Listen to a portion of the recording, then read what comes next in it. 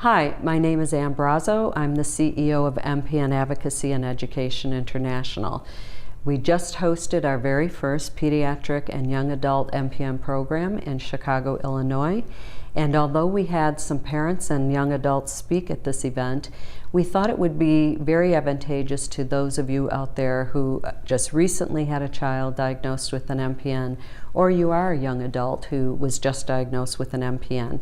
And so we are going to interview some of those parents that were here today.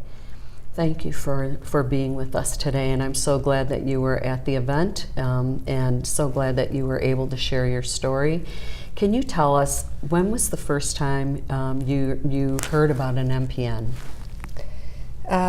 6 o'clock on a Friday night in December, when my son's doctor called and let us know that he had something called essential thrombocythemia.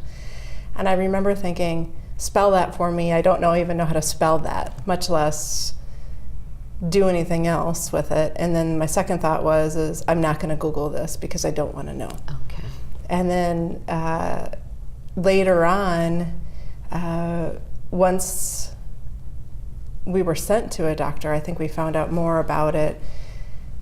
But even the doctor didn't know at that point. And this is the part where I'm going to say thank you for your site, because once we had the final diagnosis and we had the first JAK2, we heard about JAK2 for the very first time, I got in the car and I did Google for the very first time I Googled. And your site came up. And so I had sat with this pediatrician doctor, this pediatrician hematologist, and I had asked her, does stomach aches, nausea, leg pain, fatigue, are these all symptoms of this disease? And she said no. So I got in the car, we were driving home, my husband and I, it was Valentine's Day, 2017, and I Googled. And I remember taking a big breath before I did it. Everybody says don't do Google MD, but I did. And your site came up. And you didn't know I was going to even bring this up. No, I didn't. And I was able to click on symptoms. And the symptoms popped up, and there it was, nausea, leg pain. And I remember thinking, that was the very first time I thought, we need to find another doctor. And I thought, we have some answers. And so from there, I started doing additional reading, and I discovered right-click. So if you're reading a white paper and you don't understand what a term is, you can highlight it and you can right-click and it'll say search Google or search Bing or search whatever search engine you have on your computer, and it'll bring you up the definition of what that word was. So then that's how I started to read white papers. Is I'd read through them. If the word didn't understand a word, I'd right-click, I'd look it up. Okay, then I'd read the next section. So really, thank you very much. Thank you very much.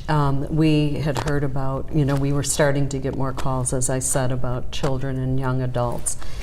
What fascinates me about you, in particular, is that you have no fear for the sake of your child, and I think it's an important quality and characteristic to have during this time, to going after the correct information and changing things if they're not right for him.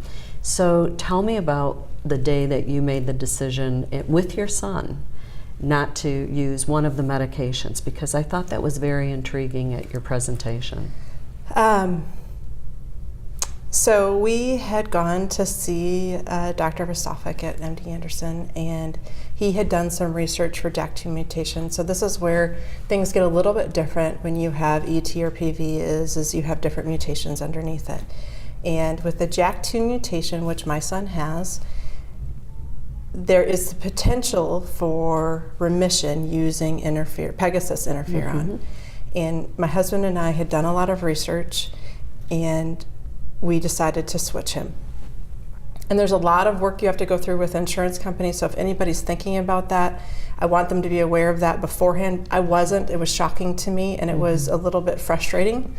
And from there, we were finally able to get the medicine, and we were told to do, is it okay for me to use the names of the medicines?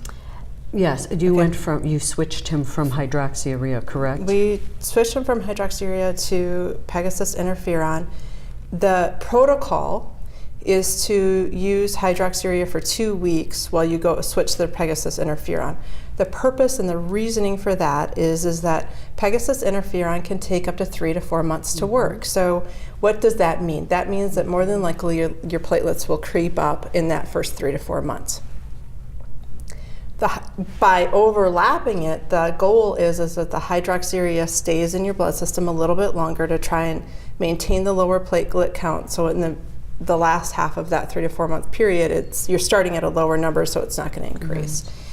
So we went that first week. Hydroxyurea had made my son ill. So every morning he was waking up sick to his stomach. He was just not feeling well, very tired. And after the first week, he just looked at us and he said, "I'm not taking it." Mm-hmm. And one of the things I think that's frustrating for parents and for children, and I mentioned this in my presentation, was that the level of control and power you lose.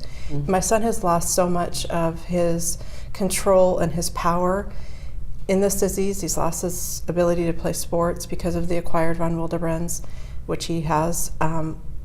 And they thought he had a brain bleed, so we've already gone through the MRI once, but he's lost so much. And so being able to take some of that power and control back, my husband and I stepped away for a moment. We've learned not to have some of those discussions in front of him. Mm-hmm. Although he has been in every doctor's appointment, he's been through we let him stay through all of that, because eventually he is going to have to maintain his care. And we stepped away for a moment, and we just looked at each other and we said, we're going to let him decide. And so we came back and we said, is that what you want to do? Do you want to not take the medicine and just do the shot? And he said, I'm not taking it. And we said, okay. That's not a hill we're going to fight for. That's not something we're going to do. I will say, to get him to start taking the shot, we did bribe him. Mm-hmm. So originally when he started taking the shot, I gave him $5. He didn't want to do the shot, so for every 30 seconds it took him, so he'd say, okay, do it, and then go, no. Okay, do it, no. So for every 30 seconds that he delayed, I took out $1. So the first time I think he got a shot, he got $2. But the next time he did $4, and the time after that he got $5. What a brilliant thing to do, though. That's great. So you're a wealth of information, and you are a very solid person, and I love the way you have dealt with your son on this. And so what would you impart to wisdom you would impart to other parents if you could say boom, boom, boom? What would those 3 most important things be to another parent that may be watching this? Very first, it's a marathon, not a sprint. I think I forgot that at the beginning when I ended up with pneumonia myself because I was working during the day, reading all night, then getting up and working during the day. So it's a marathon, it's not a sprint. Mm-hmm. This isn't in 6 months your son is going to be better. This isn't you're going to find the cure on your own. I think as mothers, that's one of our number 1 goals, is to find something to help our child. Sure. And as part of that, find the organizations like y'all's, the MPN organizations, and find those groups where there's information. Mm-hmm. I wish I would have done a better job of narrowing in my focus, if that makes sense. It does. Mm-hmm. The second thing is it's a team effort. Mm-hmm. You talk about me being smart about handling my son. That's my husband. A big part of that is my husband behind me and us having those conversations. He can be a little bit more calm. He's an attorney, so he's a little bit more calm. Mm-hmm. He thinks things through. Originally, they wanted to put him on a much higher dose of hydroxyurea, and he insisted that we start out at a lower dose. So really being in that team, I think, is my number 2 point. And part of that is, I think Sylvia talked about being a familial unit. Absolutely. Remembering that you are a familiar, that unit is important. So we have grandparents that are involved, my parents are involved, my father-in-law is involved, then my husband and I having those conversations, and also remembering that we do have a son. Another son, our firstborn is also part of our family, and he needs our attention as much as our youngest. Okay. So I think that would be my number 2 point, is just keeping that family unit as strong as possible, and being on the same page. So my husband and I have an agreement that we don't move forward unless we're both on the same page. That's great. Because I think, and so my argument then is if I want to move forward on something, I need to outline it and define it for him, and he can do his own research and come back, so we don't necessarily have to make the decision in that moment, because let's make this decision and move on, and he's going research. Yes. So we make a good team that way. So being on the same page before we make a decision, I think, is huge. So making sure that those pieces stay into place, because if your family unit breaks apart, that's going to affect the child as much as the illness, right? Right. So that's probably the number 2 thing. And my number 3 thing is develop your community. We both work full time. So if he's sick, my mom can sometimes go pick him up, or my father-in-law can go pick him up, or and keeping our oldest involved in some of the decisions too, so he's aware, because at some point in time my husband and I won't necessarily be around, but our oldest will be part of his support group, so keeping him involved in it as well.